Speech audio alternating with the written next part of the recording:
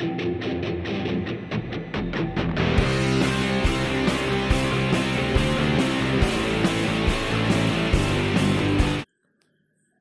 छात्रों का स्वागत है। आज के इस वीडियो में हम हिंदी की एक बहुत ही मार्मिक कविता पढ़ने वाले हैं। ये कविता कक्षा 12वीं की सामान्य हिंदी के पाठ नंबर 18 की है और ये कविता लिखी है श्री बाल कवि बैरागी जी ने। सबसे पहले हम बाल कवि बैरागी जी के बारे में जान लेते हैं कि वो कौन थे। तो बाल कवि बैरागी जी का जन्म 10 फरवरी 1931 में रामपुर जिला नीमच में हुआ था। वैसे इनका जो वास्तविक नाम था वो नंदराम दास था और इनके माता पिता इनके जन्म के समय मनासा नाम की जगह पर रहते थे। वहीं से इनका जीवन प्रारंभ होता है। आरंभिक शिक्षा लेने के लिए भी इनको काफ़ी संघर्ष करना पड़ा, क्योंकि इनके पारिवारिक स्थिति वित्तीय रूप से सही नहीं थी या अच्छी नहीं थी। बड़ी मुश्किलों से ये उज्जैन आए और वहाँ से एमए पास किया। 19 वर्ष के थे जब इन्होंने अपना लेखन कार्य प्रारंभ किया, अपनी कविता लिखना शुरू किया और उसके साथ ही इन्होंने अपना राजनीतिक जो कार्य था वो भी प्रारंभ किया। मतलब ये राजनीति में भी शामिल हुए और राजनीति में शामिल होने के बाद सन 1964 में और फिर दोबारा से 1980 में मनासा विधानसभा क्षेत्र से 2 बार विधायक चुने गए। मध्य प्रदेश शासन में ये संसदीय सचिव व राज्य मंत्री के पदों पर रहे। 1984 में मंदसौर जावरा जो लोकसभा क्षेत्र था, वहाँ से जो संसदीय क्षेत्र था उससे ये संसद भी चुने गए। बैरागी जी भारत के सभी राज्यों में इनका भ्रमण हुआ है। इसके अलावा ये विदेशों की भी यात्रा कर चुके हैं। America, England, Mauritius, Germany, Sri Lanka, Nepal, Singapore, इन सभी देशों की भी यात्रा कर चुके हैं।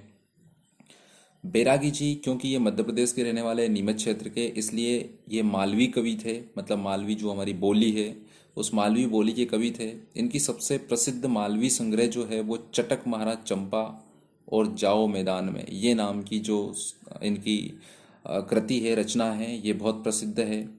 इसके अलावा अन्य प्रसिद्ध काव्य संग्रह इन्होंने लिखा है, जिसमें दर्द दीवानी, जूझ रहा हिंदुस्तान, ललकार, दो टूक, रेत के रिश्ते, गीत बहार, गीत लहर, दादी का कर्ज, ये शामिल है।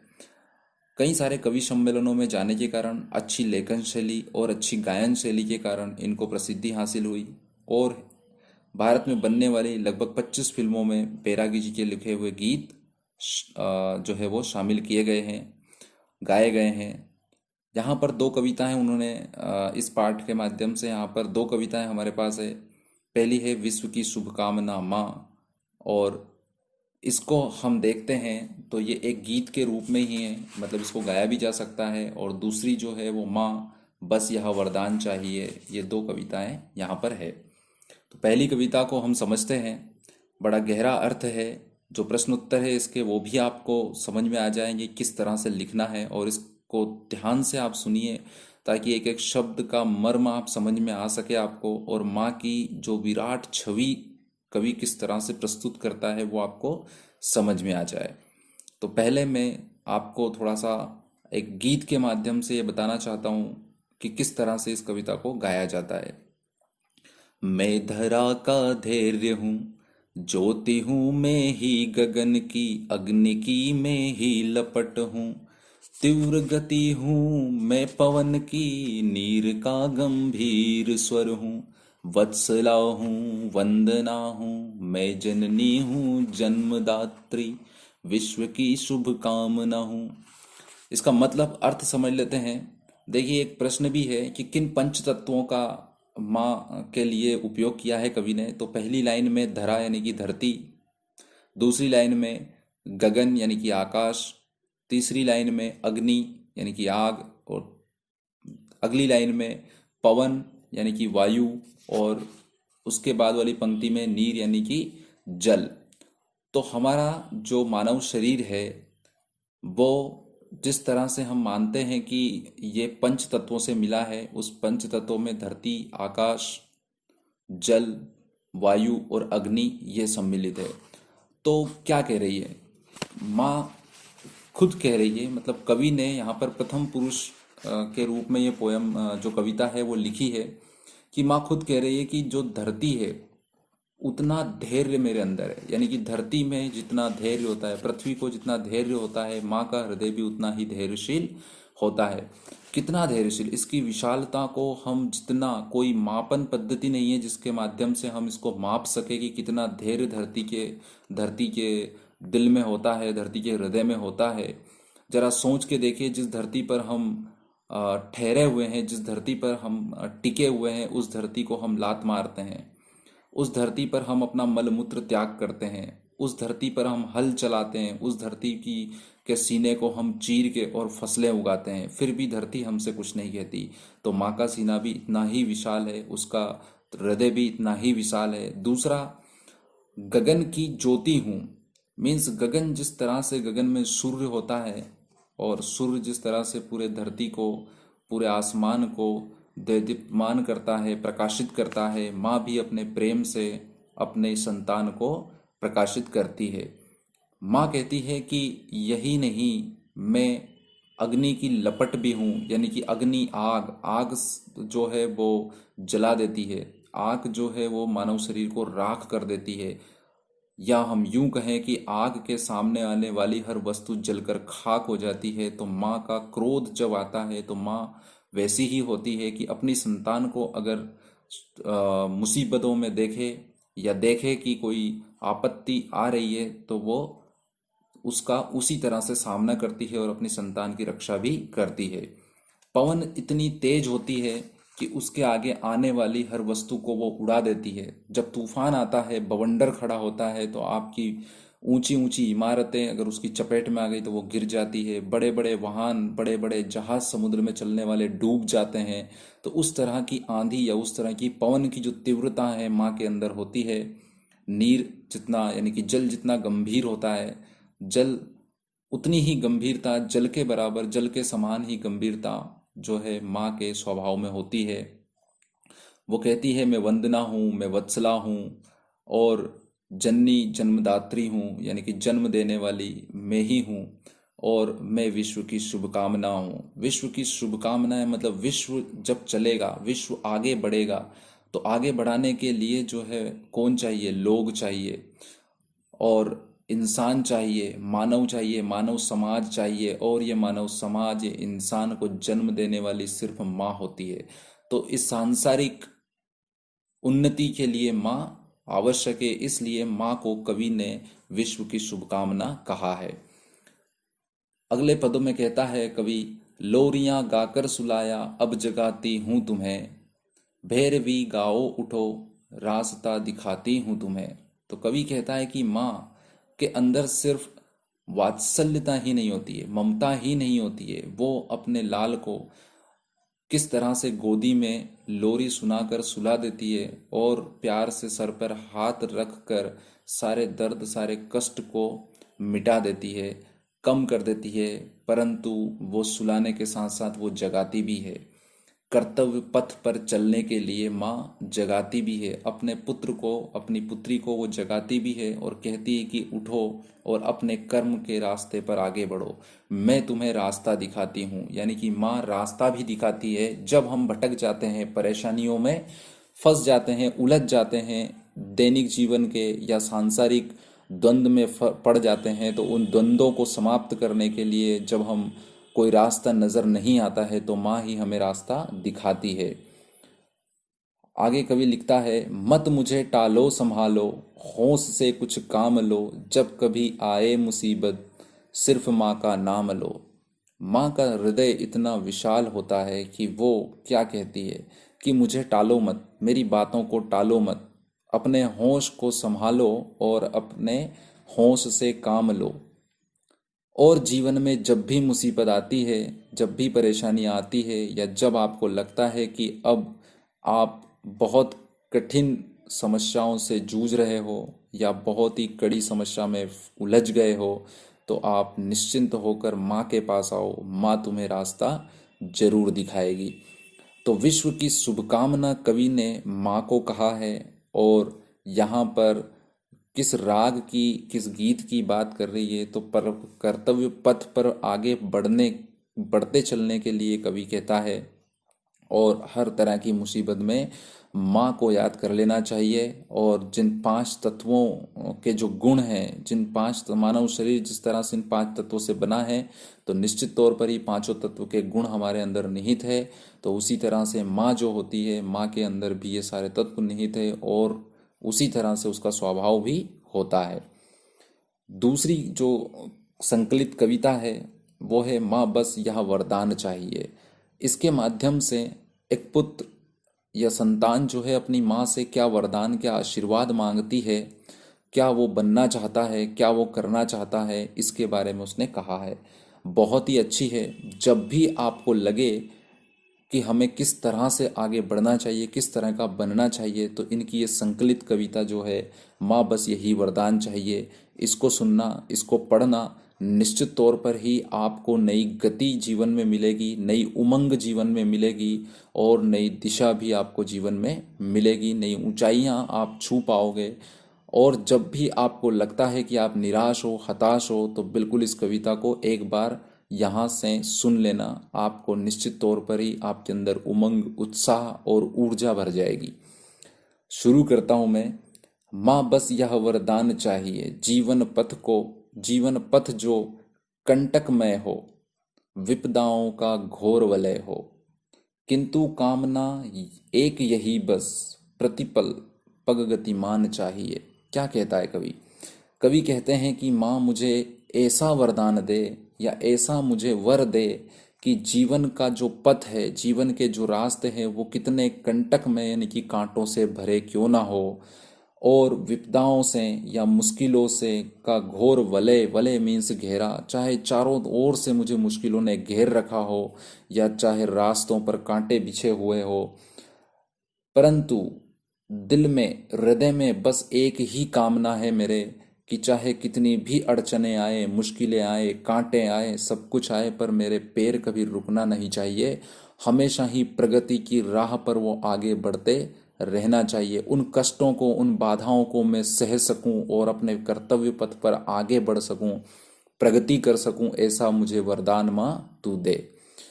अगले पद में कहता है, हाश मिले या त्रास मिले। हाश मीन्स हानि, नुकसान हो जाए, त्रास कष्ट मिले, विपत्ति मिले, आफत आए, कुछ भी आए। विश्वास मिले या फांस मिले। विश्वास मिले या फांस, फांस मीन्स, फांस का यहाँ पर तात्पर्य है कि विश्वासघात मिले, चाहे किसी व्यक्ति का विश्वास मिले या विश्वासघात करे वो। गरजे क्यों ना काल ही सम्मुख, या फिर काल ही स्वयं आके मेरे सामने खड़ा हो जाए। जीवन का अभिमान चाहिए, और जीवन जो है वो कैसा होना चाहिए? जीवन में जो अभिमान रहता है, जो गौरव रहता है, वो गौरव मेरे पास होना चाहिए। यहाँ पर अभिमान का मतलब घमंड से नहीं है। यहाँ पर अभिमान का तात्पर्य जो हो रहा है वो अपने जीवन को अच्छी यथो स्थिति में, बहुत सुदृढ़ स्थिति में रखने से है, गौरव में स्थिति में रखने से है, या सम्मानजनक जीवन से यहाँ पर उसका अभिप्राय है। तो एक बार पुनः इसका अर्थ देख लेते हैं। कवि कहता है, हास मिले या त्रास मिले, विश्वास मिले या फांस मिले, गरजे क्यों ना काल ही सम्मुख, जीवन का अभिमान चाहिए। एक संतान, एक पुत्र अपनी माँ से ये वरदान चाहता है कि माँ मुझे ऐसा वरदान दे कि मेरे जीवन में चाहे मुझे हानि हो, या फिर मुझे किसी तरह का कष्ट हो, चाहे लोग मुझ पे विश्वास करे और मुझे विश्वास में लेके धोखा दे, या काल स्वयं मेरे सम्मुख आकर खड़ा हो जाए, परंतु फिर भी मैं अपने कर्तव्य पथ पर आगे बढ़ना चाहता हूँ, और उस कर्तव्य पथ पर आगे बढ़ते हुए मैं जीवन के उस स्थिति में पहुंचना चाहता हूँ जहाँ पर मुझे सम्मान मिले। अगले पद में कहता है कवि, जीवन के इन संघर्षों में, दुख कष्ट के दावानल में, तिल तिल कर तन जले ना क्यों मर, होठों पर मुस्कान चाहिए। क्या कहता है कवि? कवि कहता है कि जीवन के जो संघर्ष है, संघर्ष मतलब यहाँ पर जीवन में आने वाले सभी ऊंच नीचों का सामना करने के जो संघर्ष है, कवि का तात्पर्य उन संघर्षों से है। चाहे वो संघर्ष कितने भी मिले, चाहे दुख मिले, चाहे कष्ट मिले, या चाहे दुखों और कष्ट का दावानल मीन्स जंगल या जंगल की आग की तरह चाहे वो मेरे जीवन में फैले हो, तिल तिल कर तन जले, और उस कष्टों में, उन उन कष्टों में, उन दुखों में, चाहे जिस तरह से जंगल आग में जलता है, चाहे मेरा तन उन कष्टों में जल जाए, मगर होठों पर फिर भी मुस्कान। मैं चाहता हूँ माँ मुझे ऐसा वरदान दे। अगले पद में कवि कहता है, कंटक पथ पर गिरना चढ़ना स्वाभाविक है, हार जीतना उठ उठ कर हम गिरे उठें फिर, पर गुरुता का ज्ञान चाहिए। कांटे भरे इन रास्तों में, कंटक पथ में तो कंटक पथ अर्थात कांटे भरे इन रास्तों में गिरना है फिर चढ़ना है, मतलब गिरना भी होगा और चढ़ना भी होगा। हारना और जीतना तो स्वाभाविक है, अगर इंसान कुछ करता है तो वो जीतेगा या हारेगा, सफल होगा या असफल होगा, दोनों ही स्थितियां होती है। एक सिक्के को जब ऊपर उछाला जाता है तो या तो चित्त आएगा या तो पट, और ऐसा कभी नहीं होता है कि दोनों ही ना आए, या दोनों ही में से एक का आना तो निश्चित ही होता है। तो उसी तरह से कवि कहता है कि अगर मैं आगे बढ़ता हूँ जीवन में तो गिरना, चढ़ना और हारना जीतना ये तो स्वाभाविक है, परंतु मैं फिर भी उठ उठ कर आगे बढ़ूंगा, गिरूंगा फिर आगे बढ़ूंगा, चाहे कुछ भी हो, परंतु गुरुता का ज्ञान चाहिए। अर्थात गुरुता मतलब गंभीरता, स्वभाव में गंभीरता मुझे चाहिए। छोटी मोटी ऊंच नीचों से मैं अपने कर्तव्य पथ से विमुख हो जाऊं, ऐसी विमुखता वाला स्वभाव मुझे नहीं चाहिए। तो माँ से वो ऐसा वरदान मांग रहा है कि माँ मुझे ऐसा ज्ञान वरदान दे जिससे कि मैं अपने कर्तव्य पथ पर बढ़ते हुए ये हार जीत की परवाह किए बिना आगे बढ़ूं, आगे बढ़ूं और आगे ही बढ़ता रहूं। अगले पद में कहता है, मेरी हार देश की जय हो, स्वार्थ भाव का क्षण क्षण क्षय हो, जल जल कर जीवन दूं जग को, बस इतना सम्मान चाहिए।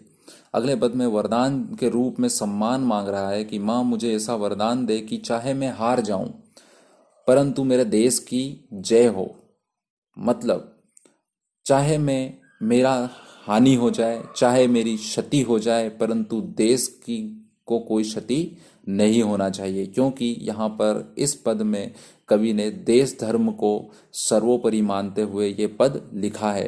कहता है स्वार्थ भाव का हर पल क्षण क्षण, मतलब कि हर पल क्षय, मतलब उसका नुकसान हो जाए, वो खत्म हो जाए। तो स्वार्थ भाव मेरे अंदर जो है वो खत्म हो जाए, हर पल में स्वार्थ भाव मेरा खत्म होता जाए, चाहे मैं जलता रहूं और जल जल के अपना जीवन पूरे जग को दे दूं, मतलब अपने देश को अपना पूरा जीवन ही अर्पित कर दूं, और ऐसा ही मुझे सम्मान चाहिए। मतलब कि अर्थात वो क्या कहना चाहता है कवि कि देश सेवा के लिए चाहे मुझे अपने प्राण ही क्यों ना न्यौछावर करना पड़े तो मैं बिल्कुल कर दूंगा, उसमें मैं तनिक नहीं मैं सोचूंगा, मगर मेरा देश जीतना चाहिए, मेरा देश का भला होना चाहिए। माँ बस यह वरदान चाहिए, माँ बस यह वरदान चाहिए, माँ मुझे बस ऐसा ही वरदान चाहिए कि मैं सम्मान के साथ रहूं, ज्ञान गंभीरता के साथ रहूं, मेरे होठों पे हर तरफ हर समय हर क्षण मुस्कान हो, और अभिमान के साथ जीऊं और प्रगति के रास्ते पर आगे बढ़ता रहूं, बस यही वरदान मुझे चाहिए। तो जब भी आप निराश हो, हताश हो, इस कविता के ये 5 पद आप पढ़ेंगे, समझेंगे, निश्चित तौर पर ही आपके अंदर एक नई ऊर्जा भर जाएगी। जब स्वार्थ जगे आपके अंदर तो आखिरी का पद आप पढ़ लेना, आप निस्वार्थ हो जाओगे। जब मुश्किलें आए आपके जीवन में तो आप पहला पद पढ़ लेना जिसमें कि कांटों भरे रास्ते के बारे में बताया गया है। दूसरा पद जो है, अगर कोई आपके साथ छल करे, विश्वासघात करे, तो इसका दूसरा पद समझ लेना। अगर आपको लाख काम करने के बावजूद भी आप असफल हो जाते हैं, कड़ी मेहनत करने के बाद भी असफल हो जाते हैं, तो आप चौथा पद पढ़ लेना। और अगर आपको दूसरों की मदद करते हुए और जीवन की ऊंच नीच के कारण दुख होते हैं, कष्ट होते हैं, और आपका मन जो है वो व्यथित होता है, तो आप तीसरा पद पढ़ लेना। तो हर एक पद में जीवन के हर एक दुख का निवारण आपको मिल जाएगा। आशा करता हूँ ये कविता आपको अच्छे से समझ आई होगी। अगर इसके अलावा भी आपको लगता है कि अच्छे से समझ में नहीं आया कोई सा पद, तो आप कमेंट करके मुझे बताइए। मैं प्रयास करूँगा कि और बेहतर तरीके से मैं आपको सारी चीज़ें समझा सकूँ, इसका व्याख्या कर सकूँ।